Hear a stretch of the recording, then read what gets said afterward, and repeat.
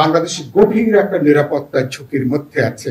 আমছালা দুটোই যাওয়ার কিন্তু আশঙ্কাটা আছে। দড়িটা এমন জায়গায় টানাটানি করব না যাতে দড়িটা ছিঁড়ে গেলে বাংলাদেশ গভীর একটা রাজনৈতিক ঝুঁকির মধ্যে পড়বে। আগামী ফেব্রুয়ারিতে এই মুহূর্তে নির্বাচনের যদি যদি ভণ্ডুল হয়ে যায়, সমস্যাটা কি কি?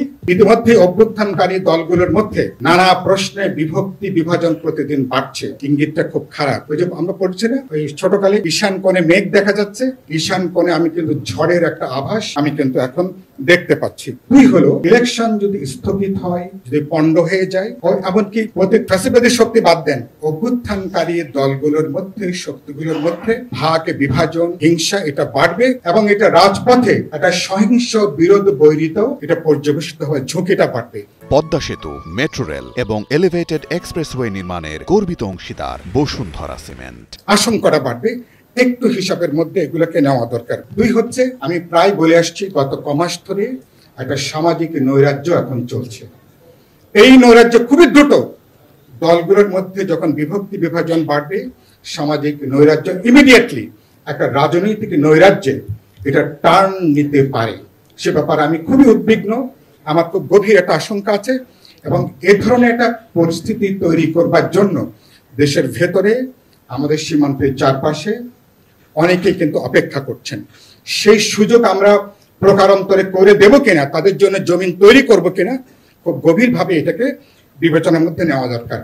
এ ব্যাপারে শেষ আমার বক্তব্য হচ্ছে, বাংলাদেশ গভীর একটা নিরাপত্তা ঝুঁকির মধ্যে আছে। আমাদের ভেতরে রোহিঙ্গা ইস্যু নিয়ে, 3টা পার্বত্য জেলা নিয়ে এবং ভারত চারপাশে তাদের যে অনুপ্রবেশের যে চেষ্টা, তারা যে পুশিং যেটা করছে, কত লোক ভিতরে ঢুকালো, এটা গুরুত্বপূর্ণ না। গুরুত্বপূর্ণ হচ্ছে ভারত একটা রাজনৈতিক বার্তা দেবার তারা চেষ্টা করছে বাংলাদেশকে, অভ্যুত্থানকে, নতুন এই সরকারকে। তার মানে হচ্ছে যে কোনো সময় নির্বাচন বিলম্বিত হওয়া, পণ্ড হয়ে যাবার মধ্য দিয়ে পুরো অভ্যুত্থান অর্জনটা পণ্ড হয়ে যাবার আশঙ্কাটা বাড়বে। সেই জায়গাগুলোর ক্ষেত্রে আমরা এবং প্রকারান্তরে আমরা একটা গৃহযুদ্ধের আশঙ্কাকে বাড়িয়ে তুলব কিনা ভবিষ্যতে, কিন্তু হিসাবের মধ্যে এগুলোকে নেওয়া দরকার। শেষ বাক্য যেটা বলে আমি শেষ করতে চাই, সমাধানটা কি? আমি মনে করি গুরুত্বপূর্ণ হচ্ছে সরকারের রাজনৈতিক ইচ্ছা, সরকারের পলিটিক্যাল উইলটাই এই সংকট থেকে বেরোনোর একমাত্র পথ। ঐক্যমত্য কমিশন তাকে সহযোগিতা করার চেষ্টা করছে, আমরা রাজনৈতিক দলগুলো চেষ্টা করছি, নাগরিক সমাজের সমস্ত অংশ, প্রত্যেকে আমরা চেষ্টা করছি একটা গণতান্ত্রিক উত্তরণের ভেতর দিয়ে যাবার জন্য।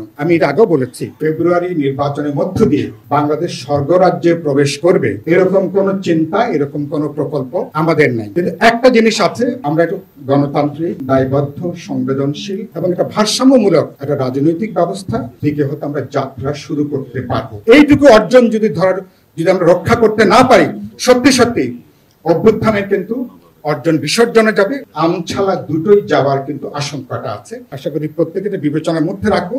ঐক্যমত্য কমিশন তারা খুব অসাধারণ বুদ্ধিমত্তার পরিচয় দিয়েছেন। তারা সনদ এবং অঙ্গীকারকে তারা একটা দলিল করেছেন, বাস্তবায়নের প্রক্রিয়াকে তারা আলাদা করে রেখেছেন। আমি তাদেরকে অনুরোধ করবো, আমরা আলোচনা করি, কিন্তু বাস্তবায়নের ব্যাপারটা আপনারা যদি একমত হতে পারি ভালো, না হলে সরকারের উপরে ছেড়ে দেন। সরকার রাজনৈতিক দলগুলোর সঙ্গে আলাপ আলোচনা করে যদি কোনো বোঝাপড়া তৈরি করতে পারেন সে পথ করবে, না হলে এটা ওপেন, এটা আলোচনার মধ্যে থাকবে। কিন্তু সরকারকে তারা যে ফেব্রুয়ারি নির্বাচনের প্রতিজ্ঞা বারবার করে ব্যক্ত করেছেন সুপারলেটিভ ডিগ্রিতে, আশা করি সবাইকে তারা আস্থার মধ্যে নেবে। নির্বাচনটা সরকার, রাজনৈতিক দল, নির্বাচন কমিশন, শেষত ভোটার জনগণ, এটা যৌথ অর্কেস্ট্রার মতন, এটা সম্মিলিত উদ্যোগের মতন। এবং আমি মনে করি আমরা এবার এইটুকু দায়িত্ববোধের পরিচয় দেবো, দড়িটা এমন জায়গায় টানাটানি করব না যাতে দড়িটা ছিঁড়ে গেলে বাংলাদেশ গভীর একটা রাজনৈতিক ঝুঁকির মধ্যে পড়বে।